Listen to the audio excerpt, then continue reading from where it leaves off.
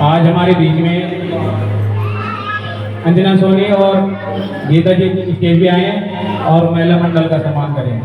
आज हमारे बीच में श्री लक्ष्मी नारायण मंदिर, हनुमान मंदिर फेज प्रेमीटो महाजी से मंदिर सभा हमारे महासचिव सुभाष चोपड़ा जी,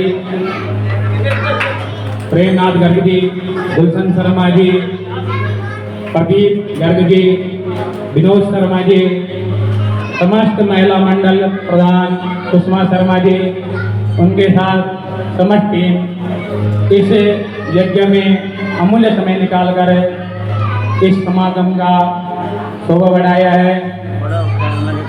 तो जनता जनार्दन की ओर से जोरदार ताली से स्वागत।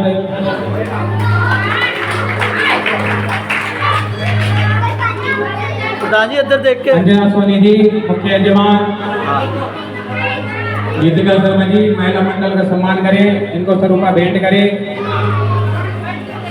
आज जो श्री लक्ष्मी नारायण मंदिर फेज प्रेमीटो वाली के समस्त कार्यकारिणी, समस्त पदाधिकारीगण, जिसमें जो हमारे मंदिर के अध्यक्ष प्रेम कुमार शर्मा जी की अनुपस्थिति है, इस टाइम वो ऑस्ट्रेलिया में अपने लड़के के पास है, जो जिनकी हाजिरी फोन द्वारा लगी है।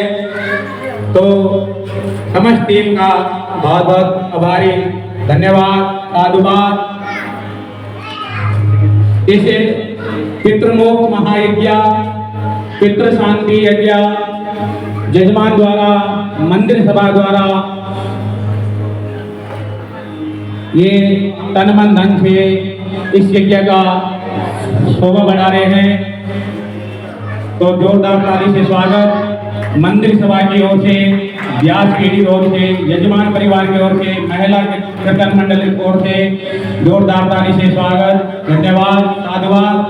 पुनः एक बार महासचिव सुभाष चोपड़ा जी से आग्रह करूंगा, इस दो शब्द अपने मुखारविंद से भगवान की हाजिर लगाएं।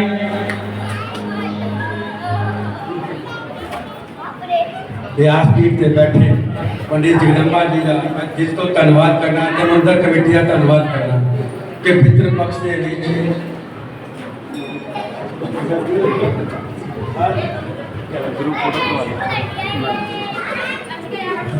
हेलो, पितृ पक्ष में जो भागवत कथा हो रही है ना, ये बहुत शुभ विधि है। सुनने वाले को भी बहुत आनंद मिलता है। और जो हमारे आदरणीय श्री जगदम्बा प्रसाद जी ने जो कथा शुरू करी है, इनको भी बहुत ज़्यादा सुख मिलता है। सुनने वालों को भी सुख मिलता है, सुनाने वालों को भी सुख मिलता है। वैसे तो आपने कथा सुनी, बढ़िया कथा। कई बार इन्होंने हमारे मंदिर, अपने मंदिर में भी बहुत खूब अच्छी तरह से राम कथा भी करी, शिव पुराण भी किया। तो मेरे कहने का मतलब यह है कि वो कुछ भागवत कथा है ना, ये जरूर सुननी चाहिए।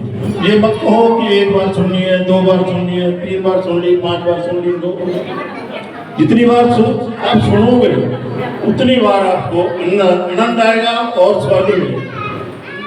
जैसे गरुड़ पुराण में हम जाते हैं ना, सुनते हैं, कई लोग 2-4 बंदे बैठ कर सुन के आ जाते हैं। नहीं, गरुड़ पुराण में भी यही कहा गया है कि आपको जो है ना सुनना चाहिए। यही बात इसकी कथा की है, श्री भागवत कथा पुराण की यही कथा है कि आप बहुत ज़्यादा सुनो, बहुत ज़्यादा। आप हर इंसान के पास मोबाइल है, घर में टीवी है, आप लगा कर देखो, कितना मजा आएगा। और मैं अभी 3 घंटे से सुन रहा था, अभी यूट्यूब पर मैं 3 घंटे से कथा सुनता और डेली सुनता हूँ मैं। और आदरणीय जगदम्बा प्रसाद जी को मैंने कई बार बोला है कि आनंद बड़ा, यानी हाँ जी। तो पहले हम अपना बिजनेस में माहिर थे, बिजनेस करते रहे, पैसा कमाते रहे। अब क्या है कि हम आपको शिक्षा दे रहे हैं कि जंग अवस्था में भी सुननी चाहिए, जंग अवस्था में शुरू करनी चाहिए। पिछले दिनों क्या हुआ कि यूएसए में एक कथा वार्ता गया, मैं लूँगा 5-7 मिनट लूँगा, ले लेना 5-7 मिनट ले लें आपके। ठीक है ना जी। वहाँ भी उनको जंग ब्लड को उन्होंने कहा कि धर्म क्या है आपका, उनको कुछ नहीं पता था। और फिर भी हमारे हिंदुस्तान में सब सनातनी को सबको पता है कि धर्म हमारा क्या है। और हमें बच्चों को भी सिखाना चाहिए कि कथा क्या चीज़ है, कैसे है, कैसे नहीं, जिससे हमें फल मिले। कहने को तो बातें मैं लेकर लाया था बहुत, परंतु बात ये है कि 2-4 बातें तो आपसे करूँगा, ठीक है ना जी।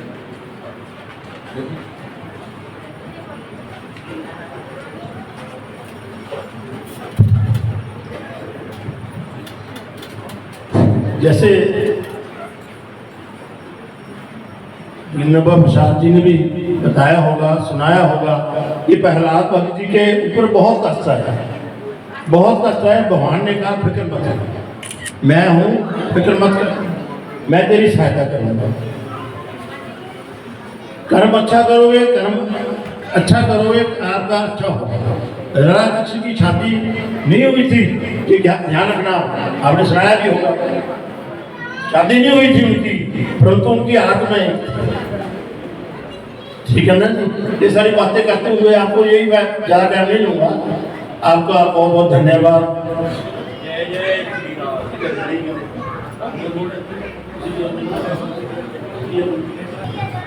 हेलो, हाँ जी। हम भगवान से हर रोज मांगते रहते हैं, मांगते हैं ना जी। जब मंदिर जाते हैं, मुझे पास कर देना, मुझे बिजनेस दे देना, मुझे पैसा दे देना, मुझे गाड़ी दे देना, बंगला दे देना, हम नहीं मांगे हैं, ऐसी बात नहीं है। परंतु अब पता लगा कि मांगना नहीं चाहिए। कभी हमने भगवान को पूछा आपका क्या हाल है, कभी नहीं पूछा। ये आपका क्या हाल है पूछा कभी, ठीक हो आप, कभी नहीं पूछा। एक मंदिर में जाते हैं ना, जब राधा के चरणों को देखा, चरणों को देखा। राधा रानी के आप ना मंदिर जब जाओ तो उनके चरणों को जरूर देखना चाहिए, उससे आपको पता क्या मिलेगा, सद्बुद्धि मिलेगी।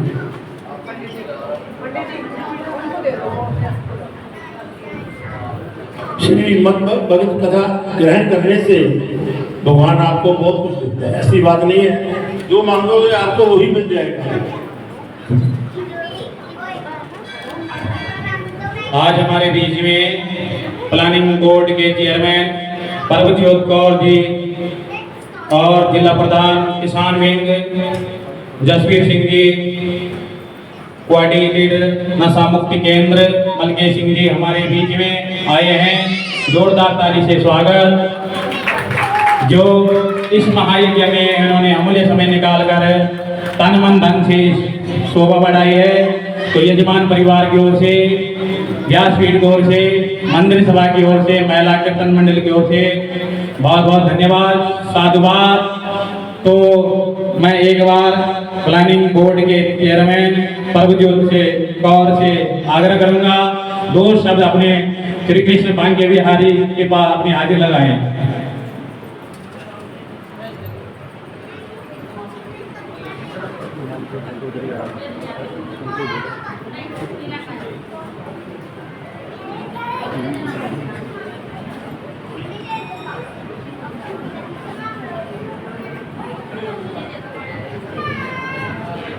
समस्त मटौर की जो अज इत्थे संगतां इकट्ठियां हुई हैं, सारिਆਂ ਦਾ मैं स्वागत कर रही ਹਾਂ और ਸਾਰਿਆਂ ਨੂੰ इस प्रोग्राम ਦੇ ਵਿੱਚ ਆਉਣ ਦੇ ਲਈ ਤੁਹਾਡਾ ਧੰਨਵਾਦ भी करदी ਹਾਂ और ਸਾਨੂੰ ਇੱਥੇ ਬੁਲਾਉਣ ਦੇ ਲਈ भी ਧੰਨਵਾਦ करदी ਹਾਂ सारी मंदिर कमेटी ਦਾ, क्योंकि ਜਦੋਂ भी मैं इस मंदिर ਦੇ ਵਿੱਚ ਆਉਂਦੀ ਹਾਂ और इत्थे दे प्रोग्राम जिहड़े है हमेशा ही अटेंड करीदे है। सो मटौर जिहड़ा है दूसरा घर लगता है। ये मंदिर के जिन्ने भी तुसी साथी इत्थे जुड़े हो, सारियां संगतां जुड़ियां एक परिवार की तरह हमेशा तुहाडे विच आंदे हैं और तुसी बड़ा ही मान सत्कार दिंदे हो। कमेटी बहुत ही प्यार और सत्कार दिंदी है। सो मैं सारियां नूं जिन्ने भी इत्थे पहुंचे ने सारियां दा और मंदिर कमेटी का बहुत बहुत धन्यवाद करदी हां। जोरदार ताली से स्वागत। परमज्योत कौर जी को मंदिर सभा की ओर से, महिला मंडल की ओर से, व्यासपीठ की ओर से इनका बहुत बहुत धन्यवाद जो इस समागम में इन्होंने तन मन धन से सहयोग किया है। और हमारे बीच में गुरी हल्का इंचार्ज किसान विंग और जगतार सिंह कुमड़ा जी यहाँ पे पहुँचे हैं, इनके लिए भी जोरदार ताली से स्वागत। अब मैं प्राचीन शिव मंदिर बाबा बाल भारती मंदिर के अध्यक्ष से आग्रह करूँगा, एक बार इनका जनता जनार्दन का संबोधन करें। त्रिलोचन जी। बाबा बाल भारती महाराज की जय। आज अपना ਜਿਹੜਾ ਪ੍ਰੋਗਰਾਮ ਆਪਣੇ ਮਹਾਂਪੁਰਸ਼ਾਂ ਦੁਆਰਾ ਚਲਾਇਆ ਜਾ ਰਿਹਾ ਜਗਦੰਬੇ ਪ੍ਰਸਾਦ ਗੁਰੂ ਜੀ ਵੱਲੋਂ ਅੱਜ ਉਹਦਾ ਚੌਥਾ ਦਿਨ ਹੈ ਤੇ ਅਸੀਂ ਬਹੁਤ ਭਾਗਾਂ ਵਾਲੇ ਹਾਂ ਕਿਉਂਕਿ ਸਾਡੇ ਮੰਦਿਰ ਦੇ ਵਿੱਚ ਜਿਹੜਾ ਇਹ ਪਿਤਰ ਪਕਸ਼ ਦਾ ਜੋ ਵੀ ਆਯੋਜਨ ਕੀਤਾ ਗਿਆ ਜਜਮਾਨ ਪਰਿਵਾਰ ਵੱਲੋਂ ਅਸੀਂ ਉਹਨਾਂ ਦਾ ਵੀ ਬਹੁਤ ਤਹਿ ਦਿਲ ਤੋਂ ਧੰਨਵਾਦ ਕਰਦੇ ਹਾਂ ਜਿਨ੍ਹਾਂ ਨੇ ਸਾਡੇ ਮੰਦਿਰ ਦੇ ਵਿੱਚ ਇਹ ਪ੍ਰੋਗਰਾਮ ਰੱਖ ਕੇ ਸਾਨੂੰ ਮਾਣ ਬਖਸ਼ਿਆ, ਸਾਡੀ ਕਮੇਟੀ ਨੂੰ ਮਾਣ ਬਖਸ਼ਿਆ, ਸਾਡੀ ਮਹਿਲਾ ਮੰਡਲ ਨੂੰ ਮਾਣ ਬਖਸ਼ਿਆ। ਅਸੀਂ ਆਪਣੀ ਭੈਣ ਜੀ ਦਾ ਉਹਨਾਂ ਦਾ ਵੀ ਬਹੁਤ ਤਹਿ ਦਿਲੋਂ ਧੰਨਵਾਦ ਕਰਦੇ ਹਾਂ। ਜਗਦੰਬੇ ਪ੍ਰਸਾਦ ਗੁਰੂ ਜੀ ਮਹਾਰਾਜ ਜੀ ਦਾ ਵੀ ਧੰਨਵਾਦ ਕਰਦੇ ਹਾਂ ਜਿਹੜੇ ਕਿ ਆਪਣੇ ਕਥਾ ਦੇ ਨਾਲ ਸਾਰੀਆਂ ਸੰਗਤਾਂ ਨੂੰ ਨਿਹਾਲ ਕਰ ਰਹੇ ਨੇ।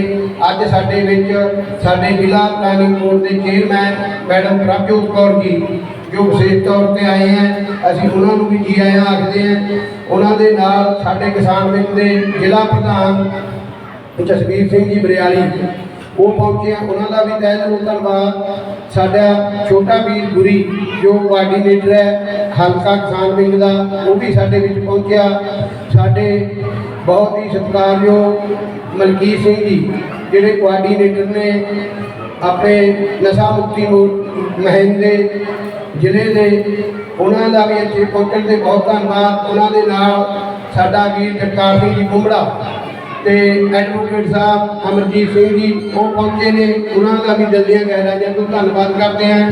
ਆਪਣੀ ਕਮੇਟੀ ਵੱਲੋਂ ਆਪਣੇ ਨਗਰ ਵੱਲੋਂ ਸਾਰਿਆਂ ਦਾ ਧੰਨਵਾਦ ਹੈ। ਇਸੇ ਤਰ੍ਹਾਂ ਹੀ ਸਾਡੇ ਵਿੱਚ 3V2 ਤੋਂ ਹਨੂਮਾਨ ਮੰਦਿਰ ਜੀ ਤੋਂ ਜਿਹੜੀ ਸਾਰੀ ਕਮੇਟੀ ਪਹੁੰਚੀ ਹੈ, ਸਾਰੀ ਮਹਿਲਾ ਮੰਡਲ ਆਈ ਹੈ, ਉਹਨਾਂ ਦਾ ਵੀ ਅਸੀਂ ਬਹੁਤ ਬਹੁਤ ਆਭਾਰੀ ਹਾਂ ਕਿਉਂਕਿ ਇਹ ਸਾਰਾ ਪ੍ਰੋਗਰਾਮ ਹੀ ਉਹਨਾਂ ਦਾ ਹੈ। ਉਹਨਾਂ ਦੀ ਬਦੌਲਤ ਹੀ ਇਹ ਸਾਡੇ ਮੰਦਿਰ 'ਤੇ ਰੌਣਕ ਲੱਗੀ ਹੈ। ਮੈਂ ਸਾਰੀ ਕਮੇਟੀ ਦਾ ਬਹੁਤ ਤਹਿ ਦਿਲੋਂ ਧੰਨਵਾਦੀ ਹਾਂ ਤੇ ਸਾਡੇ ਪ੍ਰਧਾਨ ਜੀ ਖੜੇ ਆ ਉਹਨਾਂ ਦਾ ਵੀ ਤੇ ਸਾਡੇ ਜਗਦੰਬੇ ਪ੍ਰਸਾਦ ਗੁਰੂ ਜੀ ਦਾ ਵੀ, ਜਿੰਨੇ ਸਾਰੇ ਸਾਡੇ ਜਿੰਨੇ ਵੀ ਪ੍ਰਭੂ ਮਹਾਰਾਜ ਜੀ ਇੱਥੇ ਵਿਰਾਜੇ ਹੋਏ ਆ, ਸਾਰਿਆਂ ਦਾ ਬਹੁਤ ਬਹੁਤ ਧੰਨਵਾਦ। ਬਾਬਾ ਬਾਲ ਭਾਰਤੀ महाराज की जय। तो अभी कृष्ण जन्म होना है, तो अभी जो श्राद्ध पक्ष के उपलक्ष्य में जो 7 सितंबर से श्रीमद् भागवत महापुराण का जो आयोजन इस प्रांगण में जो हो रहा है, ये आपके सहयोग से तन मन धन से आप लोग शोभा बढ़ा रहे हैं।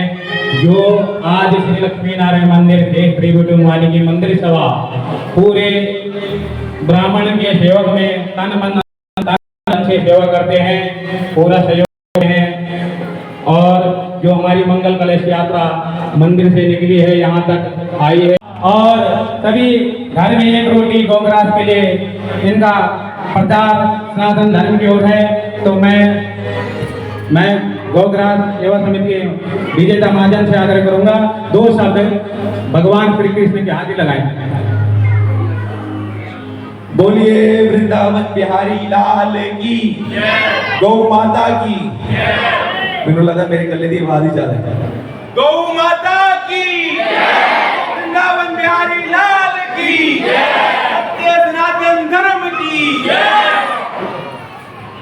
व्यासपीठ पे विराजमान आचार्य जगदम्बा पंडित जी महाराज, आई हुई सारी सात संगत जीव, जय गौ माता, जय गोपाल।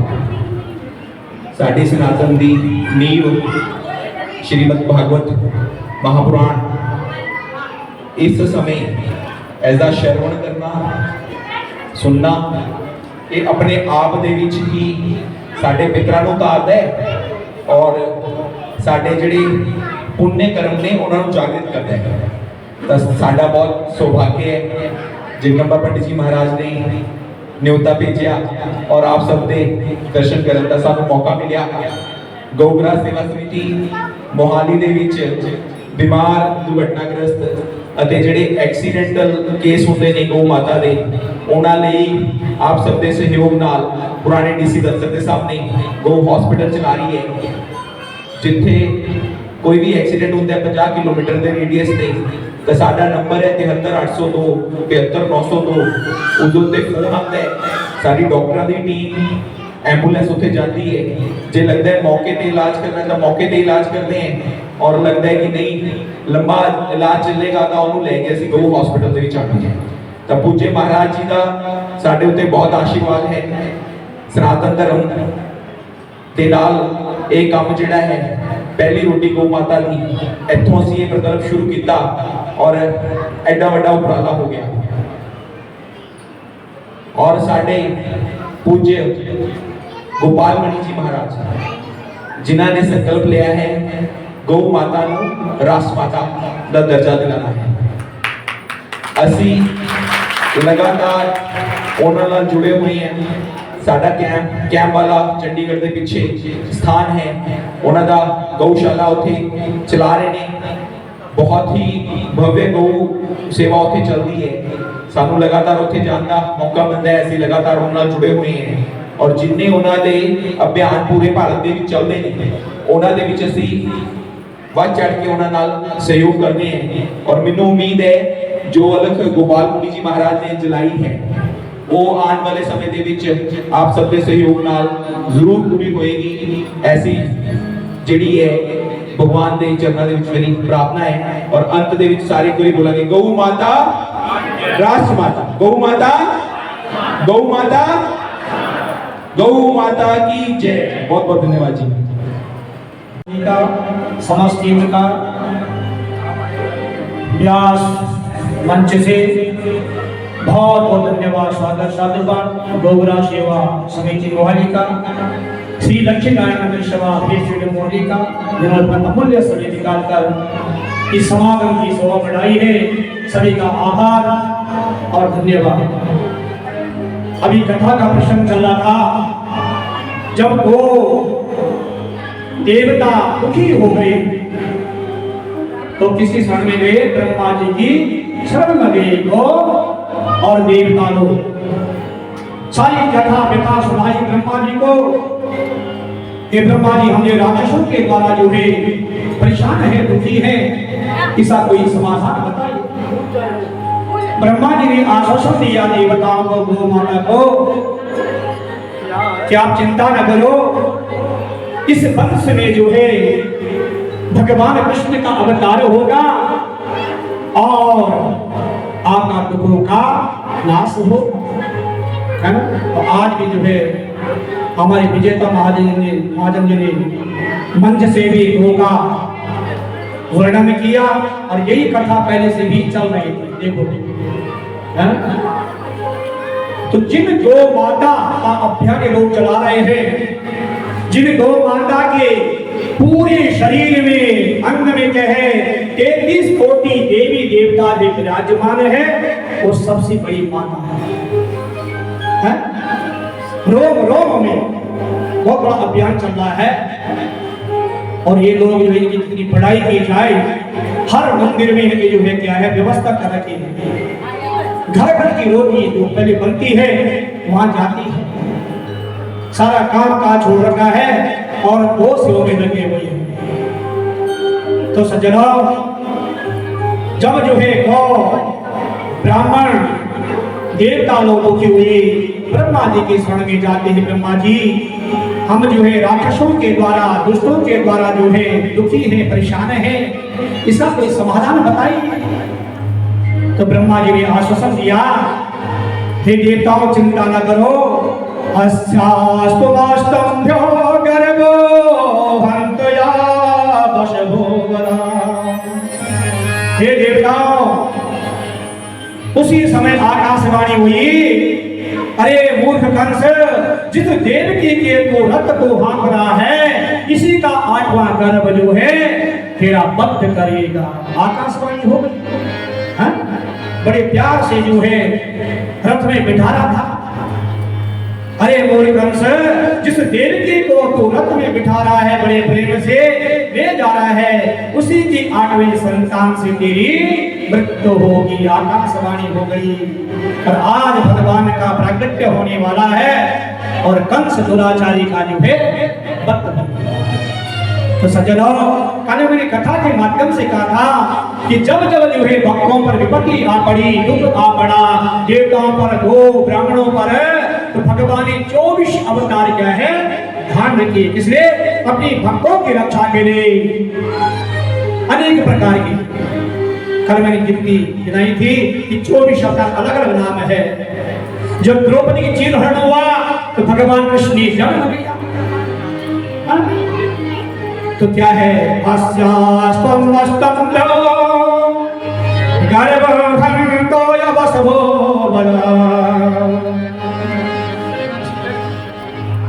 अरे मूर्ख कंस, जिस देवकी को तू रथ में बिठाकर बड़े प्रेम से ले जा रहा है, उसी की 8वीं संतान से तेरी मृत्यु होगी।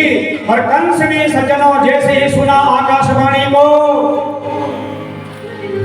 घोड़ों की लगाम छोड़ दी, तलवार जो है निकाली, देवकी के केस पकड़ लिए। देखो भाई, ऐसा दुराचारी भाई है। तो मैंने कल कहा था, कल राजा परीक्षित की कथाएं थी कि जब राजा परीक्षित को आकाशवाणी हुई थी, साप दिया था, ये राजा परीक्षित तक्षक नाग जो है कसेगा और 7वें दिन तेरी मृत्यु हो जाएगी। वही प्रसंग आज भी आ रहा है। तो मृत्यु क्या है, सभी को भय है मृत्यु से, हर व्यक्ति को। तो सज्जनों, जैसे आकाशवाणी हुई कंस को कि देवकी का 8वां गर्भ जो है तेरा वध करेगा, तो घोड़ा हाँक रहा था, लगाम छोड़ी और कंस ने जो है तलवार निकाल दी, देवकी के केस पकड़ लिए और उसे मारने का प्रयास करने लगा। देखो अपनी बहन का कहते हैं कंस मामा, कहावत भी है। कृष्ण का निकला कंस मामा, वहीं से कहावत बनी है। सज्जनों, वसुदेव जी ने कंस की को रोकते हुए कहा, राजकुमार कंस, तुम जो है भोज वंश के राजा को बढ़ाने वाले हो, तुम्हारी जो है बहन है, ये स्त्री है, और स्त्री का वध करना जो है सबसे बड़ा पाप जो है शास्त्रों में बताया गया है। बहुत समझाया कंस को, एक कंस को अपनी मृत्यु का भय था। जब तुम राजकुमार हो, इस वंश में कलंक लगेगा, लेकिन कंस ने एक नहीं सुनी, एक नहीं मानी। सज्जनों, तुम्हारी बहन स्त्री है और विवाह का पवित्र समय है, इसलिए तुम इसे छोड़ो। मृत्यु जन्मवंतम वीरं देहि नासा जायते। और कंस प्राणी के उत्पन्न होते ही उसके साथ ही उसकी मृत्यु भी उत्पन्न हो जाती है। क्या समझे? जैसे किसी का जन्म होता है तो मृत्यु भी वहीं से निश्चित हो जाती है। कौन की विधाता ललाट पर जा बेटा इतना लेखा जो तेरा यहाँ है, इसी लिख रहे रामचंद्रमानस में, होई सोही जो राम रचीरा था। होनी बड़ी परमल है। रामायण में भी जो है गोस्वामी तुलसीदास जी ने जो है सुंदर वर्णन किया है कि होई सोही जो राम रचीरा था, वो कर तरक बड़ा वही साका। हम तर्क वितर्क करने वाले हैं, लेकिन जो लेखा जोखा हो गया है तो जन्म लेते ही मृत्यु भी निश्चित हो जाती है। वो भजन है ना, एक भेजने वाले कह रहे हैं कि फिर लौट के नहीं आना है ना। समय का भजन सुनाना आपको, समय हो गया है। तो भजन है एक कि जहां वो भेज रहे हैं फिर वहां से लौट के नहीं आना है। जिस आप आए हैं समय निकाल कर कुछ आने के लिए, तो हम सब भाई रह जा रहे हैं यहाँ पर, नहीं सभी का जो वास्तविक घर क्या है वहां है। तो सज्जनों, कंस प्राणी के उत्पन्न होते ही होने के साथ ही उसकी मृत्यु भी उत्पन्न हो जाती है सज्जनों। और वहां आज हो अथवा 100 वर्ष बाद हो, बनना सबको है। क्यों? कि जिसको भगवान ने जन्म दिया है उसकी मृत्यु भी निश्चित है और मृत्यु के बाद जन्म भी निश्चित है। अब 84 लाख योनियां हैं, अब हमारे कर्मों पे निर्भर करता है कि कौन सी योनि हमें प्राप्त होती है, ये हमारे कर्मों पे क्या है, निर्भर करता है। लेकिन 84 लाख योनि में सज्जनों, मानव चोला को जो है सर्वोपरि प्रधानता दी गई है। स्वेदज, अंडज, उद्भिद, जरायु, जितने भी जीव जंतु है, भेड़, बकरी, पशु, पक्षी, उनमें सर्वोपरि स्थान जो है सज्जनों क्या है, किसको दिया गया है? मानव। क्यों? ये जीव 5 तत्वों से जो है शरीर जो है बना हुआ है, पंचभौतिक शरीर है ना, प्रत्येक कार्य करने की क्षमता रखता है, धैर्य से, बुद्धि से। ये मेरा अपना है, ये पराया है, ये शत्रु है, ये मित्र है, हमारी ये भावना है। कब तक? जब तक हमारी सांस चल रही है। और जब जीव काल का ग्रास बन जाता है तो न कोई अपना है, न कोई पराया है, न शत्रु है, न मित्र है, सब समान है।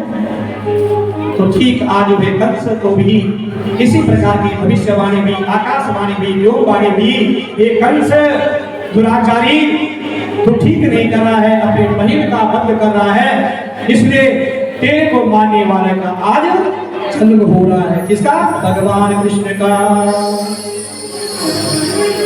तो सज्जनों, जन्म से ही क्या चीजें हो जाती है? आयु, कर्म, धन, विद्या और मृत्यु।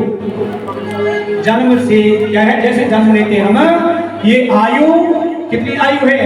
कर्म, धन, विद्या और मृत्यु, इन पांचों का निर्माण गर्भ में ही हो जाता है, माँ के गर्भ में। कौन करते? विधाता। 5 चीजों का निर्माण और 5 तत्वों से शरीर बना है। क्या बना है? क्षिति, जल, पाव, गगन, शरीरा, पंच तत्व अति अधम शरीरा।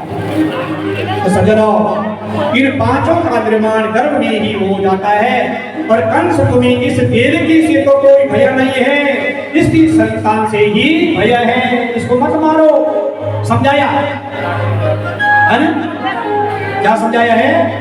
कि भाई 8वें गर्भ से जो है तुझे भय है, मरने से डर है, देवकी से डर नहीं है। अवतार धारण करेगा और वो यशोदा के घर में होता हो, बच्चे के मन जरूर ठीक है, हमारा और सबकी मनोकामना है पूर्ण होगी।